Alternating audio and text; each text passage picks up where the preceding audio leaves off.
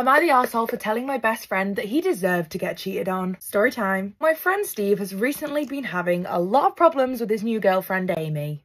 They got together in like August time of this year and it's been an absolute train wreck ever since. And it's not Steve that's the issue, it's Amy. So despite Amy being an absolute idiot, Steve is just so infatuated with this girl. She's cheated on Steve multiple times and shown absolutely no remorse. And every single time she cheats on him, she gives him some random story about how Steve isn't giving her what she needs and that he's not being supportive. It's giving strange. She's even said before that she finds it really, really attractive when Steve gets like super angry and jealous. And Steve is such a mug that he just gobbles it up every time. Amy says that she acts like this because she never had a father figure, so she's got mad daddy issues. And Steve, bless him, is like, I just want to be there for her and help show that men are good and she does deserve to be treated right. So do you, Steve. You deserve to be treated right. Since like September time, Amy has been seeing this other guy who we'll call Dave. Amy is 100% infatuated with Dave. And of course, Steve ain't happy about this. So he and Amy have been arguing a lot about Dave. They've been arguing a lot about this. And Amy's POV is that if Steve can't accept her for 100% of who she is, then maybe they should just break up. Maybe you should just break up anyway, but here we are. So through this blackmail, Steve accepted this. And not just that, they have now entered what Steve calls a semi-open relationship in which Amy gets to see people she wants to see, but Steve isn't allowed to see anyone else. And this is because Amy fears that Steve will become emotionally invested in someone else. Amy, hon, hold up a mirror and look at yourself. So Steve has agreed to this, but he's been absolutely livid about it for months. Around November time, Amy started to see Dave more than she was seeing Steve. Steve just refuses. And while Steve refuses to admit it to us, Amy is basically in a full-time relationship with this Dave guy. I've put too much foundation on. At this point, she really only has Steve in her life for money and emotional support when her and Dave have arguments. One time, Steve even gave Amy £200 so she could go to an expensive restaurant on a date with Dave. So fast forward to this week and I am back in my hometown after being away for a little while. So Steve texts me on Saturday and he is like, I hate Dave. Yes, king. He was talking about how he wants to get revenge for him stealing his girl. He basically wanted to turn up to Dave's house and he wanted me to go with him since all of our other friends couldn't. And I had literally just got back the day before, so I was absolutely exhausted, so I point blank refused. I told him that Leah was just an absolute lost cause and there was no way I was fighting anyone for someone that I'd never met before. I told him that Amy was an absolute lost cause and there would be absolutely no way I was going to fight anyone. Steve started getting all icky and begging me to help him, saying that Amy was the absolute love of his life and he needed me to come and get her back. So I refused again and he was like, fine, I'll just go on my own. And that was the last I heard of it until the next morning. I kid you not, I woke up to like 300 messages from our friends. So long story short, Steve had actually gone over to Dave's place to go and get Amy back. But he ended up getting his arse handed to him by Dave. And to make it worse, this all went down in front of Amy. And at this point, I called Steve and I was like, listen, babe, you should probably speak to a lawyer. But he refused since Amy asked him to not say anything. I thought this boy just needs some sort of reality check. So I told him that he had been so dumb about this whole situation. And I think this was a little bit of a trigger for him because he got quite angry.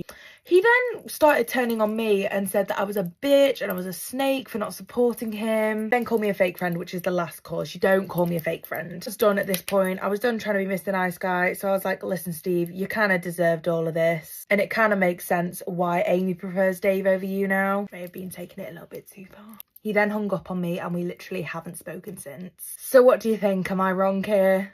My husband wants a divorce. How do I tell him I'm pregnant without being manipulative? You just say, hey, I'm pregnant, by the way. Let's sign those papers. So recently, my 32 female, husband 53 male, Jordan, told me he wants a divorce. As a bit of background, my husband was a family friend. And after a bit of messing around, I ended up pregnant with our daughter, 14 female. 14? That means you were 18 and he was 29? No, 39? Ew! 18, 39? Yes, I'm saying you. I don't think age gaps are bad later on in life, but 18 and 39 is predatorial, basically. And you were 18 when your daughter was born. You may have been 17 when you were pregnant because you're pregnant for like 10 months. Why am I marrying so many of these old men prying on these young, innocent girls? We ended up having a good old shotgun wedding, courtesy of my highly religious family. The topic of families came up afterwards, naturally, and we both made our stances clear. Jordan wants a big family and always has. I'm talking mother, father, 7 children, and a dog type deal. Meanwhile, I wasn't super opposed to the idea of 1, although I felt 7 was a bit much. Anyway, life goes on as we settle into newly married life. He gets a promotion and is working longer hours. We decide I quit my job to start caring for our daughter full time, so we can save more money from our daycare cost. And when she turns 5 and starts kindergarten, we decided to start trying for another child. Well, roughly 2 years into this with no results, I get cancer. We put the family thing on hold and I opt for treatment. My doctor did warn me that the chemo drugs I was on had a high risk of causing permanent changes to my fertility, but we decided to go through with it anyway. Please don't tell me this man is leaving you because you couldn't have more kids and you had cancer. There was a rather scary period of time where it looked like treatment was making it worse, but I managed to pull through. Shortly after, me and Jordan get back to family planning. Unfortunately, in this time, it very much seemed like the infertility risk hit as I couldn't keep a pregnancy. The few times I did get pregnant usually ended with a miscarriage, with the one time I made it to full term ending in a stillbirth. Well, after a few months of this, he tells me that he's sick and tired of getting his hopes up only to be let down, and that if I get pregnant, I should just not tell him until I was 3 or 4 months along, since the risk of miscarriage would go down significantly then. I agree and follow this rule. Pause. That is the most shittiest behavior I've ever seen in my life. Imagine telling your wife, like, hey, I'm so tired of you not being able to hold a pregnancy. I'm distraught. I'm emotional. So you can go through those miscarriages alone. So let me know when you can actually carry one and then we can talk. As of last month, I noticed that Jordan became distant. He takes longer shifts at work. He isn't as intimate with me anymore, and he pretty much ignores our daughter and me completely, while before he always made sure to at least greet and hug her, even if he was running a bit late. And then about a week ago, I get served with divorce papers while he's at work. He refuses to tell me why he wants one and is insistent that it isn't a problem I can fix. The only problem is that I'm pregnant and was planning to tell him the news the literal day I was served since I had passed the 4-month mark. Now, however, I'm worried about how to tell him. I have to disclose that I'm pregnant on the paperwork since that affects possible child support and custody, and I don't want to lie to a judge. But I also want to tell him myself instead of having him to find out through court. My issue is that I'm worried that if I tell him now, it'll look like I'm trying to manipulate him into canceling the divorce and force him to stay with me. But if I wait for it to be mentioned during the divorce, it'll look like I was trying to hide it and trap him into paying more money for a child he wouldn't be aware of. Can anyone help me out on the best way to tell him without it coming off this way? You need to focus all of your energy into your pregnancy, okay? You 1000% let that man find out in court from your lawyer to the judge. Cut off the communication with him. That's his problem. He had no problem giving you divorce papers while he was at work. Make him feel stupid when he goes in the court and he sees like, oh my God, she's pregnant. She can have it. No. My boyfriend of 2 years told me that he would always want a paternity test for any kids he has because as a man, you just never know. My boyfriend and I were making dinner and chatting about our days, and I told him about some drama in my life and how one of my coworkers is questioning the paternity of his adult daughter. That's when my boyfriend told me that, no matter the scenario, he would always want a paternity test for any kids he has. He said we could be locked away in an isolated cabin for the entirety of a pregnancy, and he would still want a test. Just to be sure. He said he would do all of the legwork of scheduling the test, showing up to it, and paying for it. Well, no, like she would have to do that. Like, yeah, don't worry. I'll pay for the paternity test that I want. Don't worry about it. Like he's doing you a favor. His reasoning for wanting this is that as a man, you can never truly 100% know if a kid is yours without the test, so he would want it just in case. He also mentioned hearing too many horror stories about men raising children that weren't theirs. He wanted to let me know all of this now before we were thinking about having kids, because asking for one after I was pregnant or while we were trying would be offensive. In the moment, I felt kind of disgusted at the request, but thought bringing it up now was a lot better than bringing it up later. I also am a woman, so I will know 100% that any kids I have will be mine. Therefore, I hid my disgust and told him that it would be fine. But the more I thought about it, the more I hated it. Asking for a paternity test in pretty much any scenario is an accusation of cheating. It's saying you don't trust your partner enough to not cheat, and you don't trust your partner enough not to trick you into raising a child that's not yours. Bringing it up before thinking about having kids is better than bringing it up afterwards, but still seems like a red flag. Try as I might, I can't stop myself from feeling hurt by this. I have no intention of ever cheating on my boyfriend, so I can only really see it as an inability to trust. So now I'm here, asking for perspective. Is this a reasonable request from him? Is perspective of the situation from a man's view something I just can't see? Any thoughts would be appreciated. Eh, if you don't trust your partner not to cheat, why would you bring a child into your insecure marriage? Women obviously know it's theirs. Men have a right to know too. No, it's all about trust, okay? I would be upset if someone asked for a paternity test too.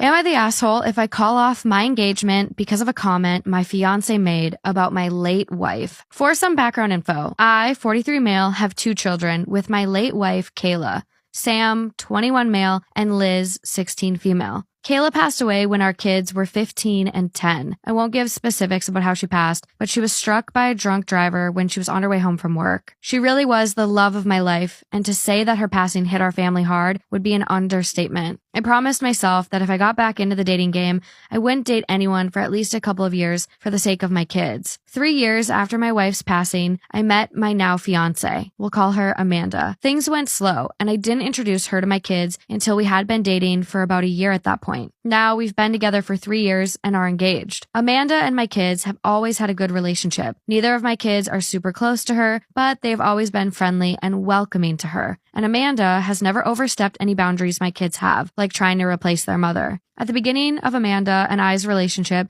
she was a bit insecure of the fact that I was a widower. During the first few months of us dating, she would constantly ask things like, if Kayla had never passed, would I still be with her right now? I always kept my answers brief and told her that I didn't like thinking about the what ifs and that she was the one I was dating now and that was what mattered. Eventually, she stopped making these comments and I stopped worrying about it. Now on to the issue. My parents were hosting a family dinner to celebrate my fiance and I's engagement. It was my mom and dad, my late wife's sister and her husband, Sam and Liz, and me and Amanda. Dinner was going well. We were all making small talk with each other and talked about wedding plans. About halfway into dinner, my mom made a comment about how she was so happy I was able to find the spark I had with Kayla in someone else. I don't think anybody really paid much attention to the comment, but then Amanda laughed and said, quote, I'm happy she died. Otherwise, I would have never have gotten him to myself.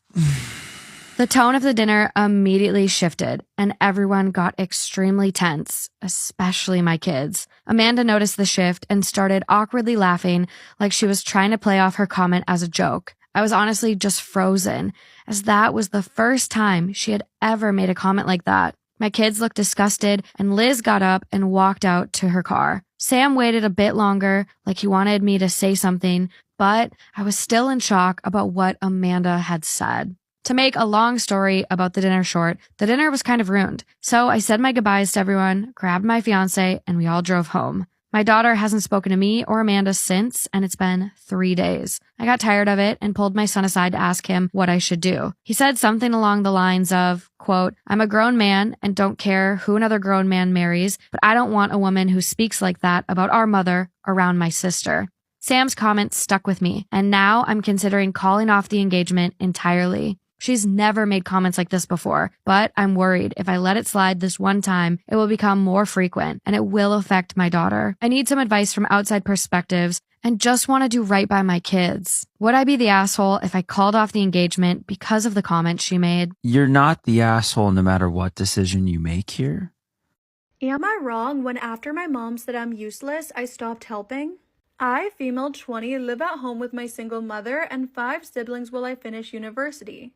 I'll call them A, male 23, B, male 22, C, male 17, D, female 15, and M, 12. Almost every day, I wash dishes, load and unload the dishwasher, vacuum the common areas, drive my younger siblings to and back from school, and cook dinner while also attending university. I get no help from my mom or siblings, nor do I get any appreciation for what I do. Well, last week on Wednesday, I came home late around 9 p.m. from university as I was talking to my teacher about the lecture. And as soon as I got home, my mom started yelling at me because I wasn't able to cook dinner and there were dirty dishes in the sink. And my brother A had to pick up my younger siblings from school. I was upset, but then she said, you're useless and don't help at all. Is it wrong that when my mom said I'm useless, I stopped helping? I was upset by this, but then she said you're useless and don't help me at all. I reply back, sorry for being useless, and went to my room. That is so sad. The following day, I didn't drop my siblings off to school, which forced my mom to have to do it. I didn't make dinner either, and I stayed up at university until they closed the library at 9 p.m. I continue doing this, and the house is now a mess, and my younger siblings have missed a few days of school. And as a result, my other siblings are mad at me. I'm just wondering, am I wrong? I feel like I'm not, but hearing it from my siblings and my mom every day is getting to me. Also, my family is from a foreign background, so my mom's beliefs are very old-fashioned. I also want to mention that I wouldn't be able to afford moving out, and I don't have a job due to a small allowance that I do get from the government. And I contribute $150 a week towards household expenses. And my older brothers are both employed but don't help out.